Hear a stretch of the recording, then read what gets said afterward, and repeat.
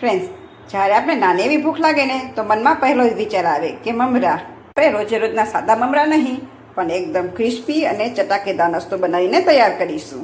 બીજા બધા મમરાના નાસ્તા કરતાં થોડુંક બનીને અલગ જ તૈયાર થશે. તો ફ્રેન્ડ્સ, ચાલો આજની રેસીપી શરૂ કરીશું. ફ્રેન્ડ્સ, આજનો નાસ્તો બનાવવા માટે મેં 2 વાટકા મમરા લીધા છે. અહીં તમે કોઈ પણ મમરા લઈ શકો છો. તો આપણે મમરામાં પાણી એડ કરીને તેના સરસ એવા સાફ કરી લઈશું. તો આપણે અહીંના પાણીના 2 વાર મમરાને સરસ એવા સાફ કરી લઈશું, જેથી કરીને તેમાં રહેલો કચરો અને ગંદકી બધી દૂર થઈ જાય. તો ફ્રેન્ડ્સ, મમરાને આપણે આવી રીતના 2 વાર પાણીથી સરસ એવા સાફ કરી લીધા અને બધું પાણી તેમાંથી નિતારી લીધું છે. તો આને આપણે સાઈડ પર રાખીશું અને કાચું બટેટું લેશું. તો હવે આ બટેટામાંથી આપણે પહેલાં છાલને કાઢી લઈશું. તો ફ્રેન્ડ્સ, બટેટામાંથી આપણે છાલ કાઢી લીધી છે. તો તેના નાના નાના ટુકડા કરી લઈશું. ફ્રેન્ડ્સ, અહીં જો તમારી પાસે બાફેલું બટેટું હોય ને તો પણ તમે લઈ શકો છો. કેમ કે ફ્રેન્ડ્સ, ઘણીવાર એવું બનતું હોય છે, આપણે કોઈ પણ રસોઈ બનાવતા હોય તો એકાદ બટેટું વધી જતું હોય છે. તો આપણે એમ થતું હોય છે કે બટેટાનું આપણે શું કરવું. તો તમારી પાસે જો બાફેલું બટેટું પડ્યું હોય ને તો પણ તમે આ નાસ્તો બનાવી શકો છો. તો આ રીતના આપણે પહેલાં બટેટાને કટ કરી લઈશું. તો બટેટું પણ આપણું કટ થઈ ગયું છે. તો આપણે એક મિક્સર જાર લઈશું. હવે આપણે તેમાં જે મમરા રાખ્યા હતા સાઈડ પર તે એડ કરી દઈશું અને સાથે જ બટેટાના ટુકડા એડ કરી દઈશું. તો હવે આપણે આને પીસી લઈશું. ફ્રેન્ડ્સ, અહીંયા આપણે પહેલાં પાણી એડ નથી કરવાનું. તો ફ્રેન્ડ્સ, તમે જોશો કે બટેટા અને મમરા આપણા સરસ એવા પીસાઈ ગયા છે. ફ્રેન્ડ્સ, જો પીસતી વખતે તમને એવું લાગે કે આમ આપણે પાણીની જરૂર છે તો જ તમારે 2 થી 3 ચમચી જેટલું જ પાણી એડ કરવું, વધારે પાણી એડ ના કરવું. તો ફ્રેન્ડ્સ, આ મિશ્રણ આપણે એક વાસણમાં કાઢી લઈશું. ફ્રેન્ડ્સ, અહીં તમારું મિશ્રણ છે તે થોડું ઘટ જ રાખવાનું છે, સાવ સ્મૂથ નથી કરવાનું. ફ્રેન્ડ્સ, આપણે બેટર આ રીતના ઘટ જ રાખવાનું છે.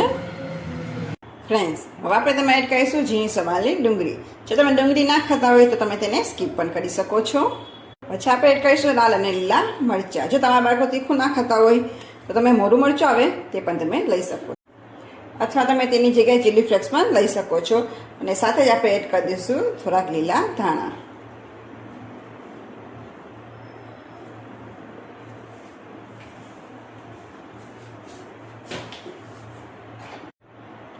પછી આપણે એડ કરીશું 1 ચમચી આખું જીરું. ફ્રેન્ડ્સ, તમારે જીરું તો અહીં અવશ્ય એડ કરવું, કેમ કે તેનાથી તેનો સ્વાદ ખૂબ સરસ આવશે. પછી આપણે એડ કરીશું અડધી ચમચી કાળા તલ. જો તમારી પાસે કાળા તલ ના હોય તો તમે તેને સ્કીપ પણ કરી શકો છો અને તેની જગ્યાએ સફેદ તલ પણ લઈ શકો છો. પછી આપણે એડ કરીશું સ્વાદ પ્રમાણે નમક. નમક તમે તમારા સ્વાદ અનુસાર વધુ ઓછું કરી શકો છો. આપણે તેમાં એડ કરીશું 2 ચમચી ચોખાનો લોટ. ફ્રેન્ડ્સ, તમારી પાસે જો ચોખાનો લોટ ના હોય તો તેની જગ્યાએ તમે મેંદો પણ એડ કરી શકો છો, જેનાથી આપણો નાસ્તાનો સ્વાદ સરસ ક્રન્ચી આવશે. ફ્રેન્ડ્સ, આ બધું આપણે હાથેથી સરસ એવું ફેટી લેશું. ફ્રેન્ડ્સ, અહીં તમારે પહેલાં પાણી જરા પણ એડ નથી કરવાનું, પછી આપણે લાગશે તો થોડુંક એવું પાણી એડ કરીશું. તમે જોશો કે બધું સરસ એવું મિક્સ થઈ ગયું છે. તો આપણે એમાં થોડુંક એવી રીતે 3 થી 4 ચમચી જેટલું જ પાણી એડ કરીશું. ફરી પાછું આપણે સરસ એવું તેને મિક્સ કરી દઈશું. હવે આપણે અહીં તેને 2 થી 3 મિનિટ માટે સતત ફેટવાનું છે, જેથી કરીને આપણું બેટર છે તે સરસ એવું ફૂલી જાય. મિશ્રણ આપણું સરસ એવું ફેટાઈ ગયું છે. અહીં આપણે જે રીતના ભજીયા પાડે એવું તમારું બેટર હોવું જોઈએ. આ રીતે તમે જોઈ શકશો, એકદમ ઘાટું પણ નહીં ને સાવ આછું પણ નહીં. આ રીતે તમારું બેટર તૈયાર કરવાનું છે. જો તમને એવું લાગે કે તમારું બેટર વધુ ઘાટું છે તો તમે થોડું વધુ પાણી એડ કરી શકો છો. આપણે પહેલી તેલ ગરમ થવા માટે રાખી દીધું હતું, તો તેલને આપણે પહેલાં ચેક કરી લઈશું. તમે જોઈ શકશો કે તેલ આપણે સરસ એવું ગરમ થઈ ગયું છે. તો ફ્રેન્ડ્સ, આપણે નાની સાઇઝના તેમાં ભજીયા પાડી લઈશું. બહુ મોટી સાઇઝના તળી નાની નાની સાઇઝના આપણે પાડીશું. ફ્રેન્ડ્સ, અહીં તમારે એક સાથે જેટલો નાસ્તો સમાય ને એટલો તમારે એડ કરી દેવાનો છે. અને એક વાતનું તમારે ખાસ ધ્યાન રાખવાનું છે કે ગેસની ફ્લેમ છે એ આપણે હાઈ રાખીશું, પછી આપણે મીડિયમ કરી દઈશું.